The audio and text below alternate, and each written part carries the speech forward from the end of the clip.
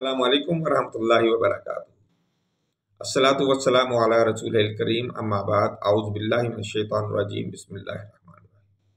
میں ہوں محمد فاروق بٹ۔ ہمارا آج کا عنوان واخان کوریڈور یا واخان کی پٹی ہے۔ آپ نے اکثر یہ مقولہ سنا ہوگا کہ 100 سال بعد تو روڑی کی بھی سنی جاتی ہے، اور یہ مجھے واخان کے حوالے سے صحیح ہوتا ہوا نظر آ رہا ہے۔ کسی نے کبھی اس کی طرف توجہ ہی نہیں دی تھی، کیونکہ یہ ایک دشوار ترین علاقہ تھا جو کہ چین، پاکستان اور وسطی ایشیا کی نظروں سے اوجھل تھا۔ آپ کہہ لیں کہ اس کو کوئی بھی توجہ نہیں اس پہ دے رہا تھا، حتیٰ کہ افغانستان جو اس پر اپنا کنٹرول کہتا ہے، اس نے بھی کبھی اس پہ کوئی خاص توجہ نہیں دی تھی۔ لیکن آج یہ پوری دنیا کی نظروں کے سامنے آ رہا ہے۔ شمال مشرقی افغانستان کا یہ وہ حصہ ہے جہاں بلند پہاڑ ہیں جو آسمان کو چھو رہے ہیں۔ یہاں یہ جو واخان کوریڈور ہے، اس کی اگر جغرافیائی اہمیت کے اگر ہم سے دیکھیں تو یہ اس کی جغرافیائی اہمیت آسمان کو اب چھو رہی ہے۔ آج ہم اس کی حقیقت، اس کی جغرافیائی تفصیل، اس کی آبادی، اس پر حکمرانی، اس پر کنٹرول کی صورتحال، خطے میں پاکستان، چین اور وسطی ایشیا کی ریاستوں کی جو آپ کہہ لیں کہ جو اور حالیہ پاک افغان جو کشیدگی ہے، اس کے اثرات، ان تمام موضوعات پہ آج ہم سیر حاصل بحث کریں گے۔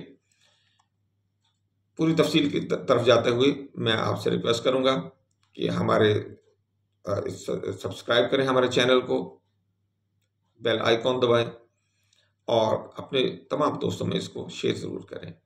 جغرافیائی تفصیل کی بات کرتے ہیں۔ واخان پٹی افغانستان کے صوبے بدخشاں کے شمال مشرقی حصے میں واقع ہے۔ یہ لمبی سی ایک چوڑی پٹی ہے جو کم چوڑی ہے۔ کچھ حصوں پر اس کی چوڑائی تو صرف 10 کلومیٹر تک رہ جاتی ہے، اور کچھ حصوں میں یہ 20 کلومیٹر سے 40 کلومیٹر تک بھی چلی جاتی ہے۔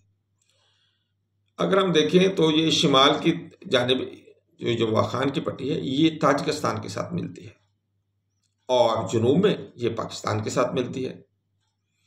مشرق میں یہ چین کے ساتھ ملتی ہے، اور چین کا صوبہ سنکیانگ لگتا ہے اس کو۔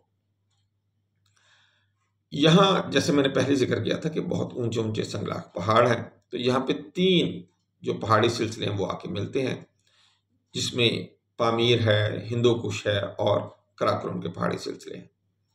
پامیر نوٹ کے نام سے مشہور ترین درہ واخیر بھی یہاں پہ موجود ہے۔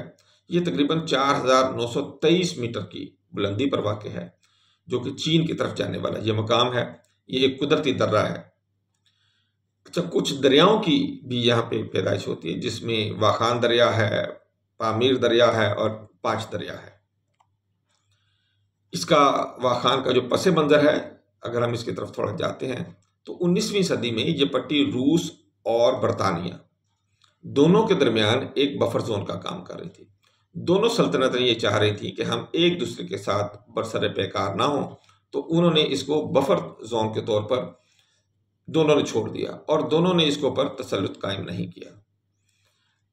اس حوالے سے اگر ہم دیکھیں تو ایکچولی یہ نہ تو افغانستان کا حصہ ہے، نہ پاکستان کا، نہ کرغزستان کا، اور اسی طرح نہ ہی یہ چین یا روس کا حصہ رہا ہے۔ یہ ایک بفر زون کے طور پر دونوں سلطنتوں نے آپس میں درمیان میں رکھا تاکہ ایک دوسرے کے ساتھ لڑائی نہ ہو۔ اگر ہم یہاں پہ آبادی اور قومیت کی ذکر کرتے ہیں، جیسے میں نے آپ سے پہلے ذکر کیا، یہ بڑا دشوار ترین علاقہ ہے، یہاں کے موسمی حالات بہت شدید ہیں، تو یہاں پہ آبادی بہت کم ہے، اور یہاں پر صرف اگر ہم دیکھیں تو واخی نسل کے لوگ رہتے ہیں۔ کچھ ذرائع ہمیں یہ کہتے ہیں کہ یہاں پر آبادی 12,000 کے قریب ہے، کچھ لوگ یہ کہتے ہیں کہ یہ 17,147 یعنی کہ 17,147 کے قریب اس کی آبادی ہے۔ یہ 2020 کی یہ مردم شماری کے مطابق ہے۔ تو جیسے میں نے آپ سے کہا کہ یہاں پہ واخی لوگ زیادہ رہتے ہیں، تو ان کا مذہب یا عقیدہ جو ہے یہ اسماعیلی شیعہ مسلک سے تعلق رکھتے ہیں۔ یہاں پر کسی زمانے میں کرغز لوگ بھی آباد تھے، لیکن اب ان کی آبادی کم ہو گئی ہے۔ واخی لوگ جو ہیں، ان کی اپنی زبان واخی ہے، یہاں کی یہ واخی زبان بولتے ہیں، اور ان کا جو 70% تک اگر ہم کہیں کہ ان کی جو آبادی ہے، اس کا جو ذریعہ جو گزارا ہے وہ پاکستان کے ساتھ ہی لین دین کے ساتھ ہے، کیونکہ پاکستان کا علاقہ گلگت بلتستان اس کے ساتھ لگتے ہیں، تو یہ ان علاقوں کے ساتھ اپنی تجارت کرتے ہیں، لین دین کرتے ہیں، اور مختلف قسم کی غذائی اجناس وہاں سے لے لیں اور یہاں سے یہ اپنی کچھ جو اجناسی ہیں ان کو دیتے ہیں۔ ہم اگر علاقے کے ملکوں کے لیے اس علاقے کی اہمیت کو دیکھیں تو چین کے لیے یہ بڑی اہمیت کا حامل ہے۔ دو طرح سے چین کے لیے اس کی اہمیت ہے۔ ایک اہمیت تو یہ ہے کہ چین جو پاکستان کے ساتھ سی پیک کر رہا ہے تو اس کو ایکسٹینڈ کرنا چاہ رہا تھا۔ چین کا پورا پروگرام یہ تھا کہ افغانستان کے اندر سے ایک سڑک گزر کے وسطی ایشیائی ریاستوں تک جائے، لیکن جس طرح کے حالات اب ہمیں سامنے نظر آ رہے ہیں، اگر افغانستان میں شورش برقرار رہتی ہے، پاکستان اور افغانستان کی لڑائی جاری رہتی ہے اور دہشت گردی اگر یہ ختم نہیں کرتے تو اس صورت میں واخان کا علاقہ جو ہے یہ چین کے لیے اس حوالے سے اہمیت کا حامل ہو جائے گا کہ چین یہ چاہے گا کہ اپنی تجارت کو جو وہ وسطی ایشیائی ریاستوں تک لے کے جانا چاہتا ہے، جو وہ پاکستان تک اس کو ایکسٹینڈ کرنا چاہتا ہے، تو اس کے لیے ایک چھوٹا راستہ یہ واخان کی پٹی کے ذریعے بھی وہ پھر اقتصادی راہداری کو یہاں سے بھی پاکستان تک لے آ سکتا ہے۔ تو اس حوالے سے بھی اس کی اہمیت ہے۔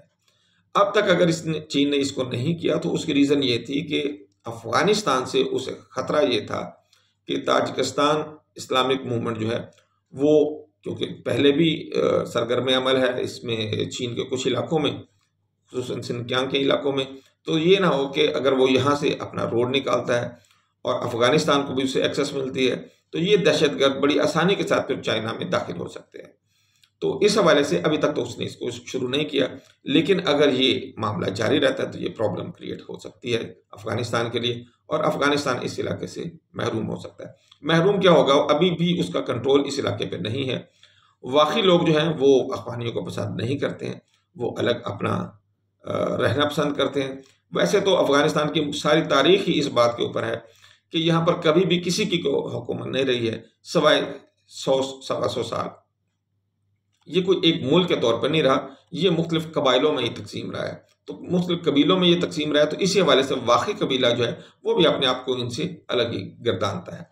پاکستان کے لیے اہمیت بھی اس طرح ہے کہ اگر پاکستان کے ساتھ یہ جھڑپیں جاری رکھتے ہیں تو پاکستان پریفر کرے گا اس بات کو کہ وہ واخان کی پٹی میں سے ایک راستہ نکالے اور اس کے ساتھ چین اور دوسری طرف وہ تاجکستان کے ساتھ جو ہے وہ اٹیچ ہو جائے اور پوری دنیا کو وہ وسطی ایشیا کا جو راستہ دے، وہ پھر گلگت بلتستان وہاں سے یہ ہارڈلی 9 سے 10 کلومیٹر کی جو پٹی ہے اس کو کراس کرے اور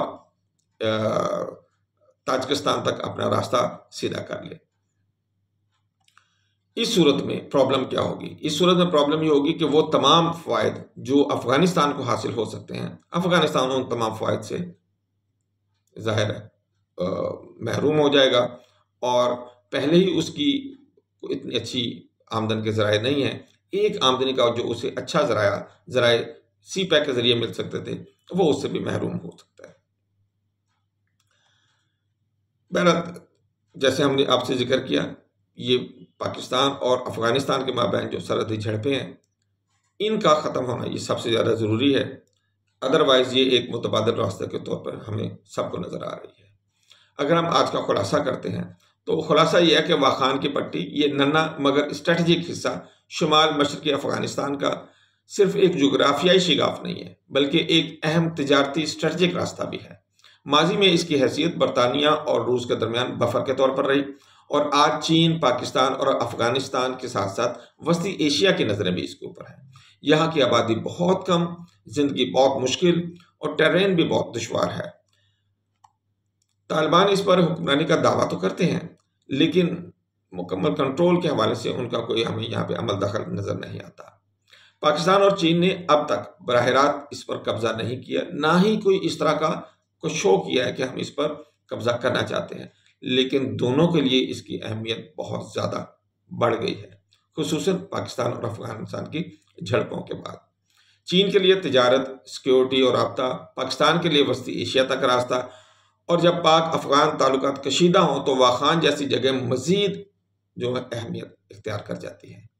نظریں تو دونوں ممالک کی ہیں لیکن یہ کس کے قبضے میں آتا ہے اس پر نظر رکھنے کی ضرورت ہے۔ آپ کے خیال میں واخان کا مستقبل کیا ہے؟ کون سا ملک آگے بڑھ کر سب سے پہلے اس پر کنٹرول حاصل کر لے گا؟ پاکستان، چین، افغانستان یا کرغزستان؟ کمنٹ میں مجھے ضرور بتائیے گا۔ اگلے ویڈیو تک اجازت دیجیے گا۔ اللہ حافظ۔ السلام علیکم ورحمۃ اللہ وبرکاتہ۔